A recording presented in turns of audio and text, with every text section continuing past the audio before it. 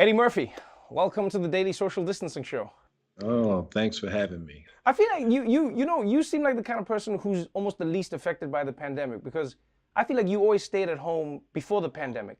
I've been sheltering in place and washing my hands constantly and using Purell for over 30 years. Yeah, that's something I've known about Eddie Murphy my whole life. They're going like Eddie Murphy washes his hands. Like that was a thing I knew about. I knew Eddie Murphy, comedian, jokes, actor. But then the third fact I knew about you was Eddie Murphy washes his Terribly hands. clean. He's terribly clean, man. I'm very clean. When was the last time you were sick? Sick. Yeah. Uh, Maybe about 2 years ago, I caught the flu at the Golden Globes. That's why Eddie Murphy doesn't go out. And the time before that, I caught the flu at the Oscars like 2 or 3 years before that. It's those big crowds of people getting trophies. The virus in the room. People have grown up with you. People have emulated you. There's no stand-up comedian who hasn't been touched by you. There's no film or there's no comedic actor who doesn't have a little bit of Eddie Murphy in how they perform.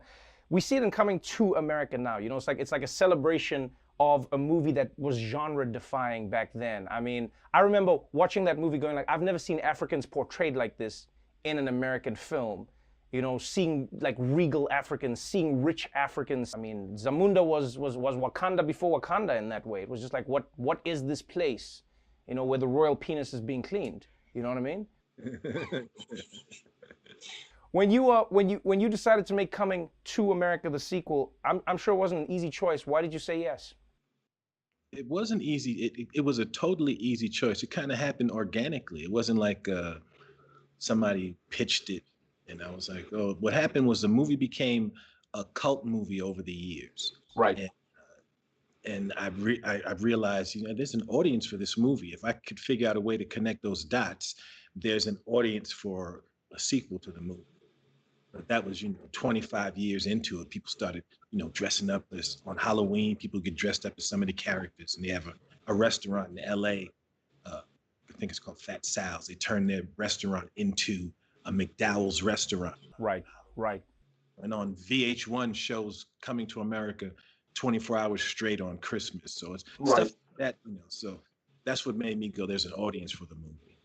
I loved how the movie it was new enough to be like new for a new generation, but I love that you guys brought back so many of the same characters. I mean, like my favorite characters easily are the barbershop fellows. Like, I mean, you know what I mean? Everyone from Saul to the dudes in the chairs. Did you ever go out into the streets as those characters just to test the characters in real life? Oh yeah, when we first put them on, we go out and play around in those makeups. Like you would go out as the old dude from the barbershop. Absolutely. A couple of times we went out in those makeups just to talk to people and, see if the makeup is working. Because I don't know if this story is true or not, but Arsenio told me that you wanted to see how convincing you could be as an old man, and you decided to go and like flirt with older ladies just to see if you were in like the right brackets. No, not to see how convincing I was, to see how convincing the makeup would be.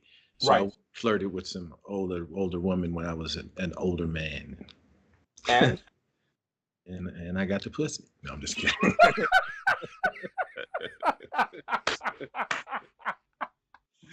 oh man. Actually, some of the easiest pussy I ever had. Be surprised how easy old women are. Oh man. Oh, your back is so strong.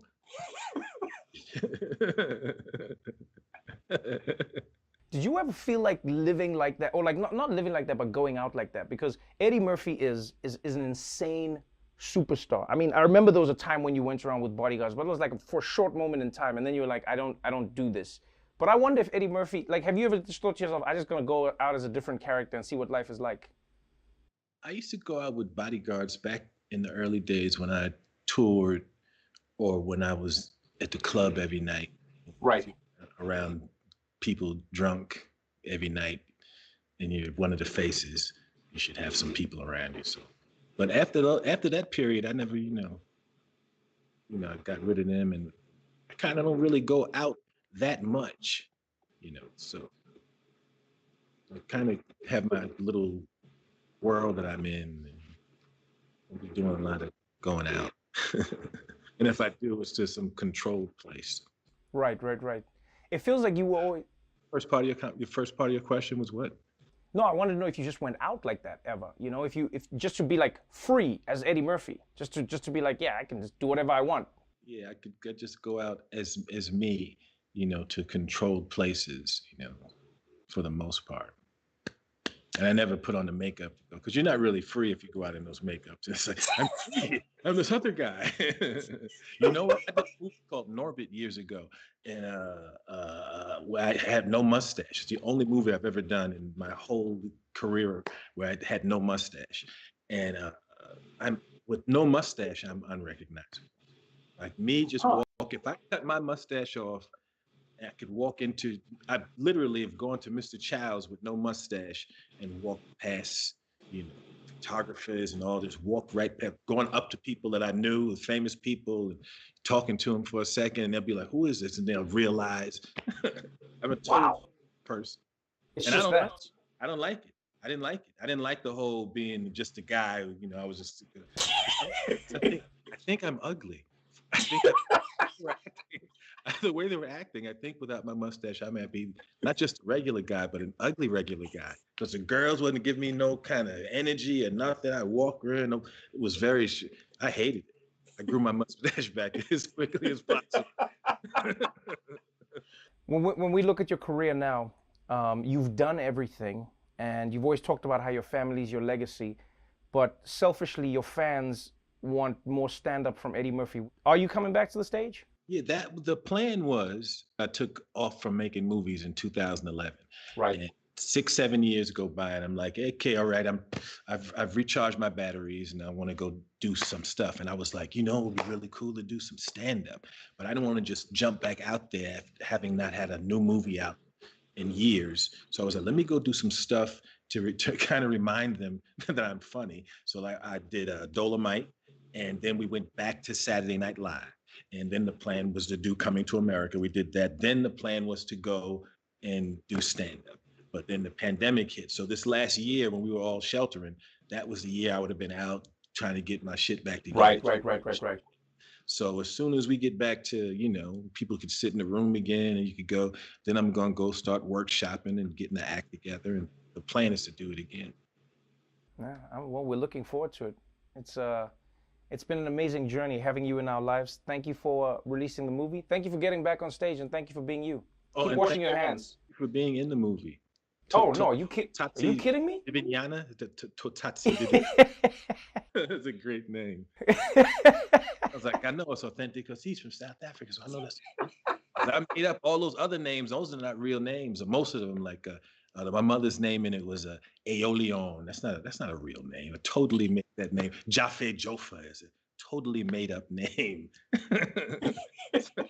So Tatsi Bibinyana sounds very authentic. It really does. Well, Bibinyana, a lot of people don't. Bibinyana is actually like, it's a play on it. Technically, if you say it properly, it means small penis.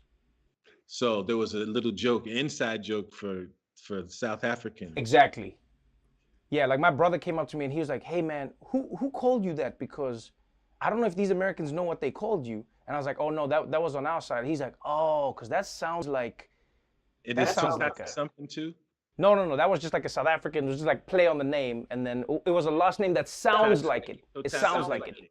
Little Dick Totatsi. That's what your name, Bibinyana, means. Totatsi. Well, it sounds like it. Sounds like small dick, but it isn't. It sounds like it. Okay.